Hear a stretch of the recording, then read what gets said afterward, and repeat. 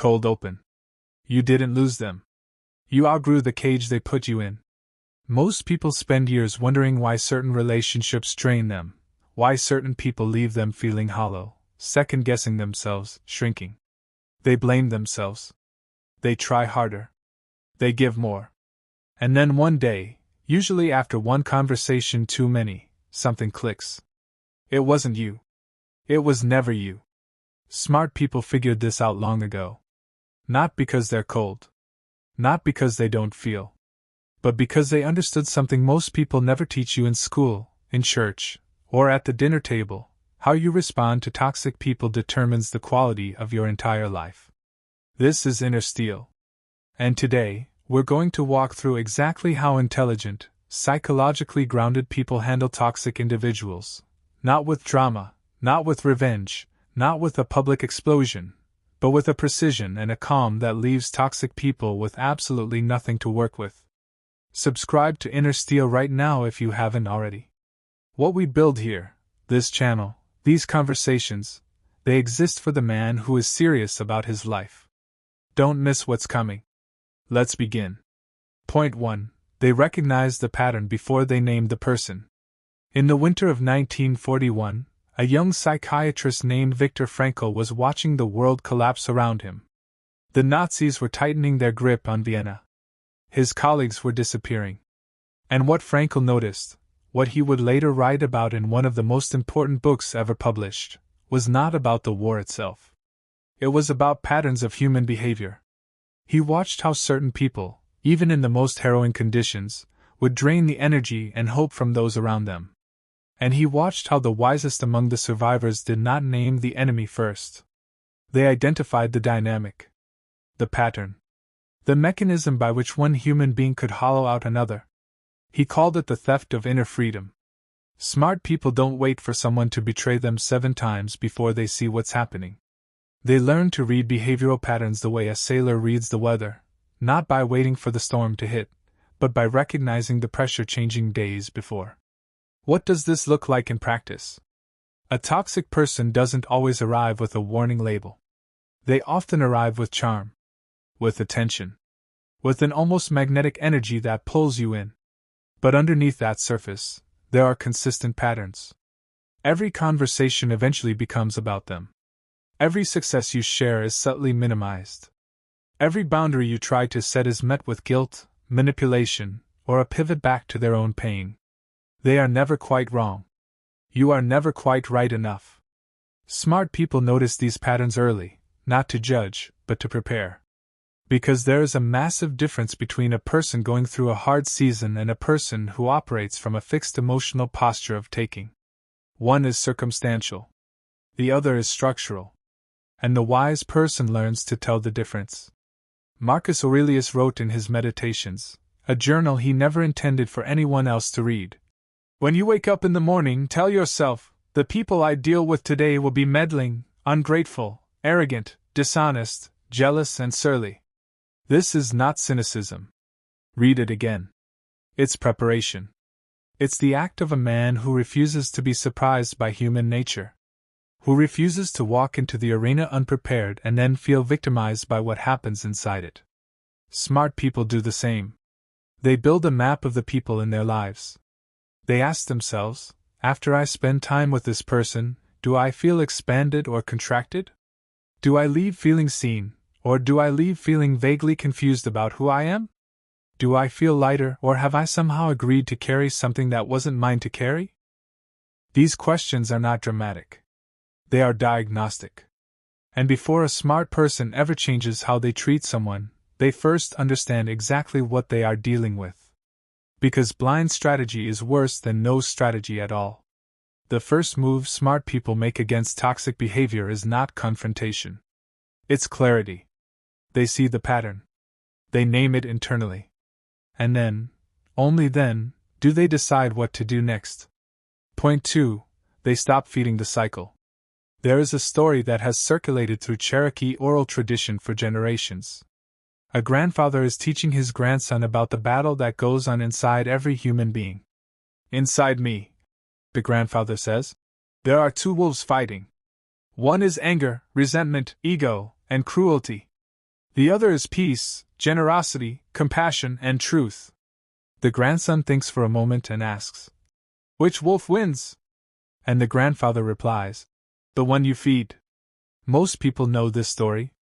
Far fewer understand how directly it applies to toxic relationships. Every toxic dynamic runs on fuel.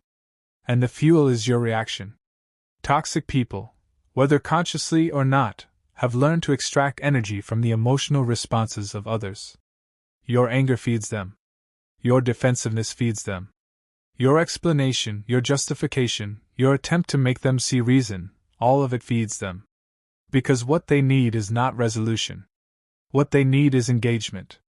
And as long as you are engaged, as long as you are reacting, the cycle continues. Smart people figure this out and make a radical choice. They stop feeding the cycle. This doesn't mean they become emotionless robots. It doesn't mean they pretend nothing bothers them. It means they make a deliberate and disciplined decision about where their emotional energy goes. They become what the ancient Stoics called the unmoved mover, present, aware, composed, and critically, not swept away. Consider the life of Frederick Douglass. Born into slavery in Maryland in the early 1800s, Douglass was surrounded by a system designed to break him, psychologically, spiritually, and physically. The masters who oversaw that system didn't just use chains. They used language. They used humiliation. They used the constant, grinding attempt to make men like Douglass believe they were less than human. And what Douglass refused, what he protected with everything he had, was his inner response. He learned to read. He learned to think. And most powerfully, he refused to let his captors' cruelty define his inner world. He wrote, "I didn't know I was a slave until I found out I couldn't do the things I wanted." He saw the mechanism. And he stopped feeding it with despair.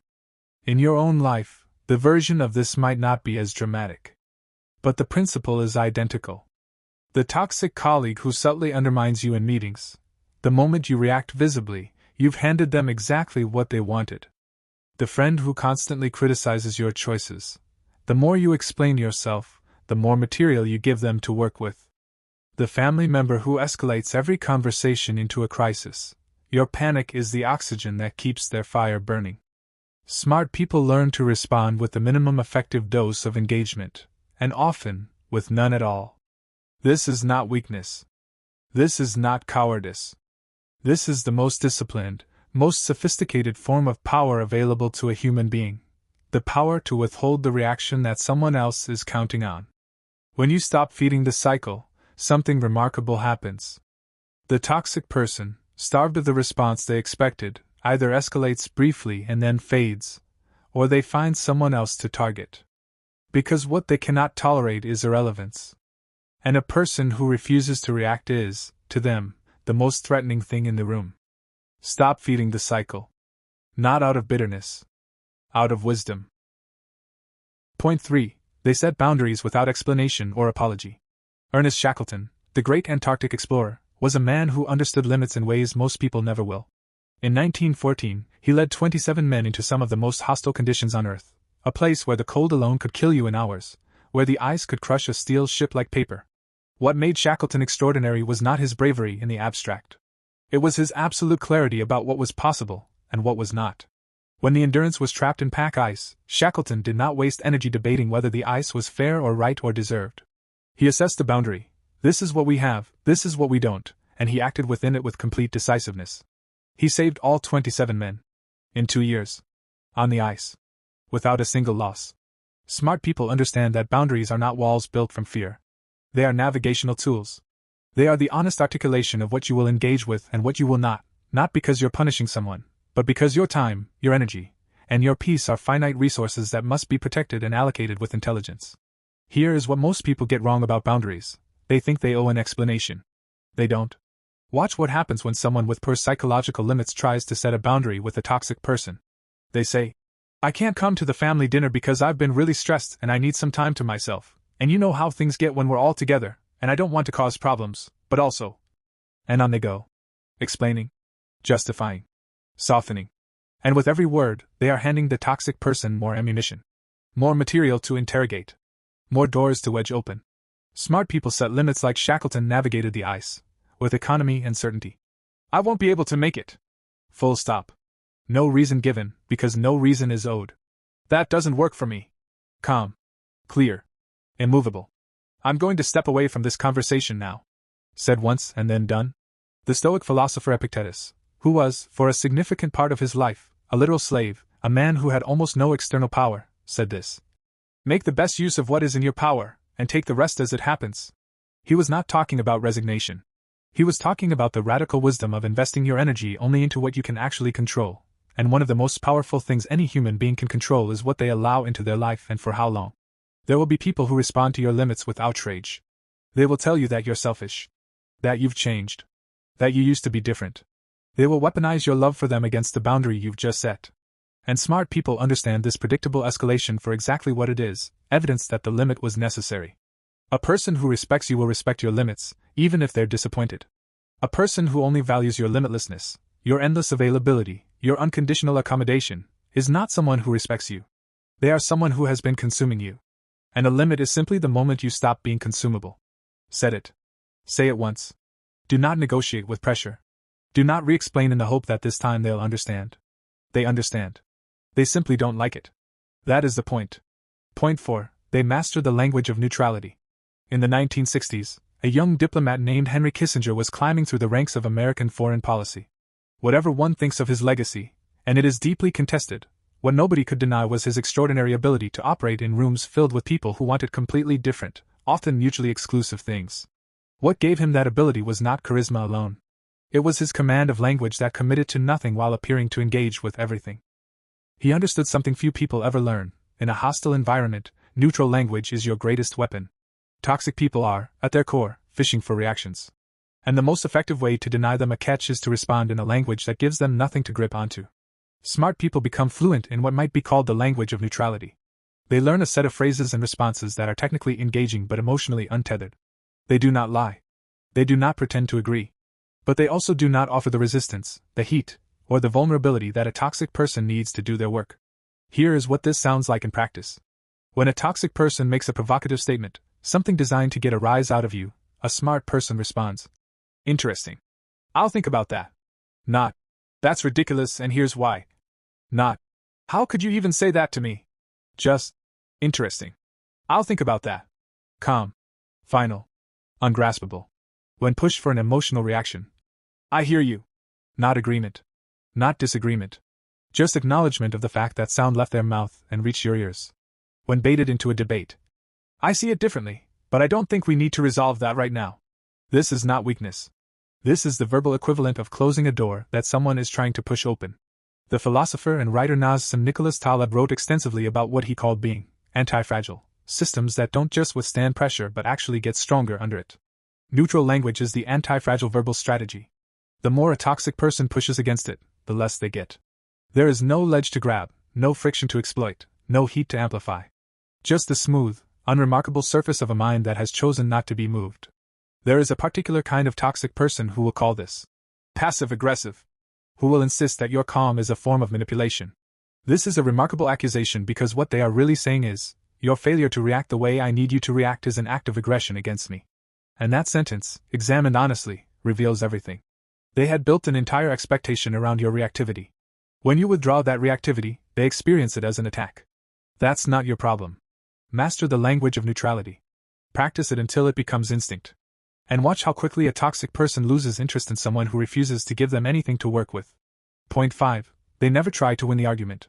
In the summer of 1966, Muhammad Ali, then 24 years old and already heavyweight champion of the world, was stripped of his title and banned from boxing for refusing to be drafted into the U.S. Army. He stood before a legal system, a sporting establishment, and a press corps that mostly wanted him to fail, and he said, I ain't got no quarrel with them Viet Cong. He did not argue with every reporter. He did not try to convince every boxing commissioner. He did not chase down every pundit who called him a coward or a traitor. He stated his position once, clearly, rooted in his values, and then he let his life speak. He was vindicated. The Supreme Court unanimously overturned his conviction in 1971. Smart people understand something about arguments with toxic people that takes most of us decades to learn. You cannot win an argument with someone who is not interested in the truth. Let that land. An argument has a specific structure. It begins with a question. Evidence is presented on both sides. That evidence is weighed. A conclusion is reached that both parties can, at minimum, respect as logical. That is an argument. What happens with a toxic person is not an argument. It is a performance. It is a manipulation wrapped in the costume of a debate.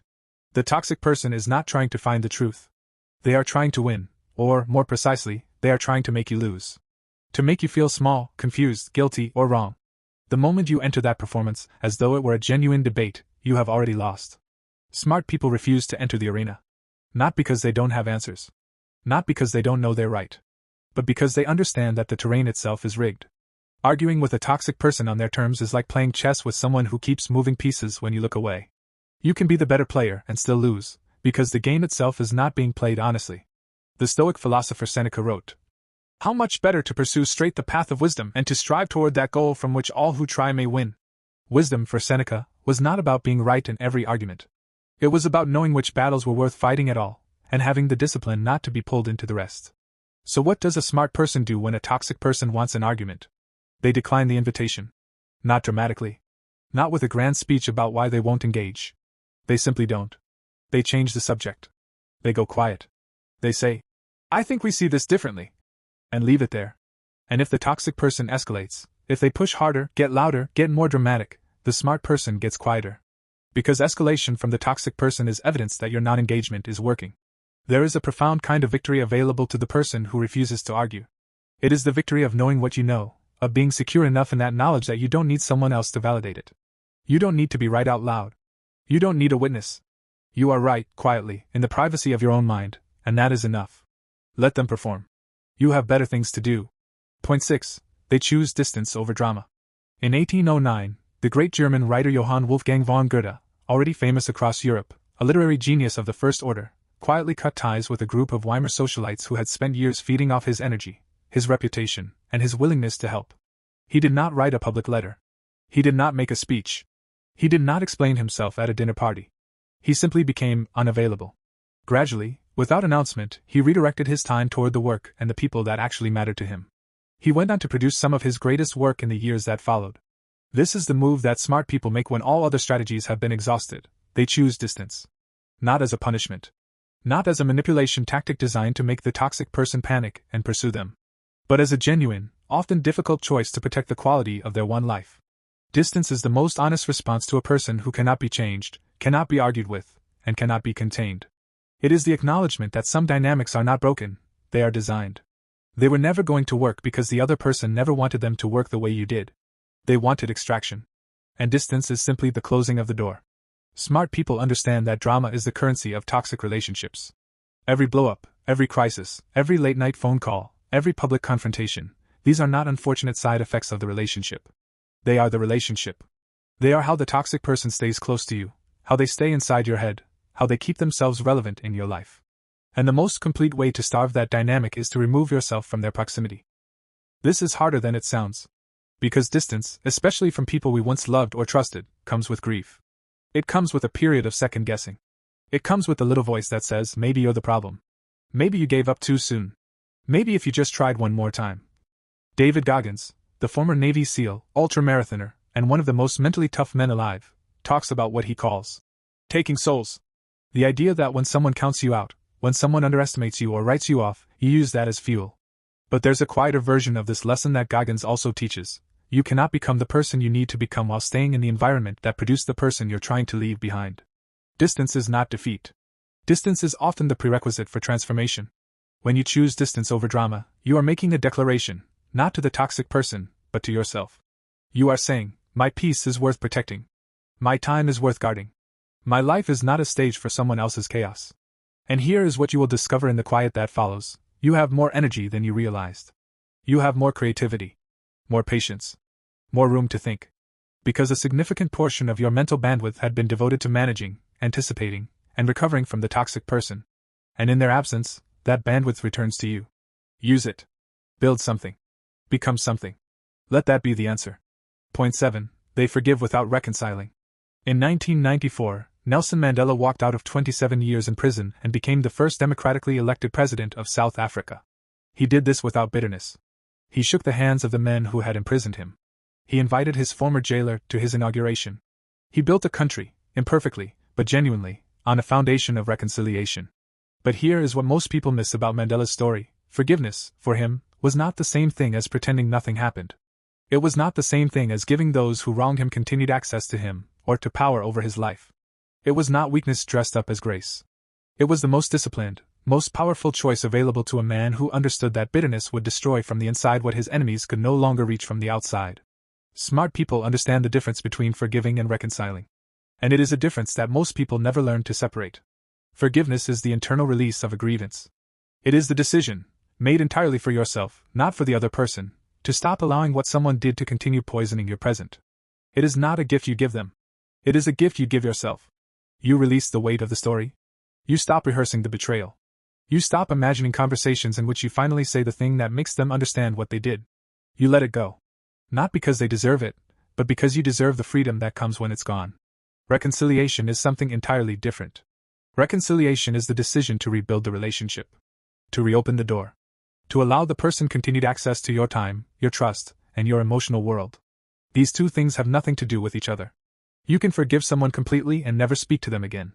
You can wish them well from the deepest, most genuine part of your soul and still choose, with absolute clarity, that they will not be in your life. These positions do not contradict each other. They are, in fact, the most honest and the most self-respecting combination available. The Stoics had a concept they called amor fati, the love of fate. The embrace of what has happened, not because it was good, but because it is real, because it is now part of the fabric of who you are, and because resistance to reality is the most exhausting thing a human being can do. You forgive not because the other person has earned it, but because amor fati demands that you accept what happened and move forward without the extra weight of hatred. Smart people also understand that toxic people will often try to weaponize the concept of forgiveness. They will say, "If you really forgave me, you'd let me back in." They will equate forgiveness with access. They will use your desire to be a good person, a person who doesn't hold grudges, as a lever to re-enter your life. Don't fall for it. You can forgive and maintain your distance.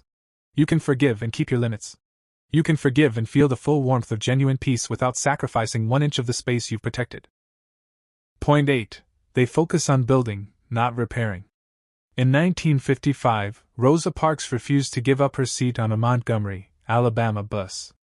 What followed, the boycott, the legal battles, the legislative victories, was not built on spending energy trying to change the minds of the segregationists. It was built by redirecting that energy towards something constructive. The civil rights movement, at its most effective, was not primarily a movement of argument. It was a movement of building, coalitions, legal strategies, communities, a new kind of power. The individuals who drove that movement were not naive. They knew exactly who they were dealing with. But they made a decision, one of the most strategically sound decisions in American history, to not waste their finite energy trying to fix people who did not want to be fixed. This is the final and perhaps most important principle in how smart people handle toxic individuals. They focus relentlessly on building their own life rather than repairing the relationship that was never going to work. The gravitational pull of a toxic relationship is enormous. It draws you in not just with drama and conflict but with something more insidious.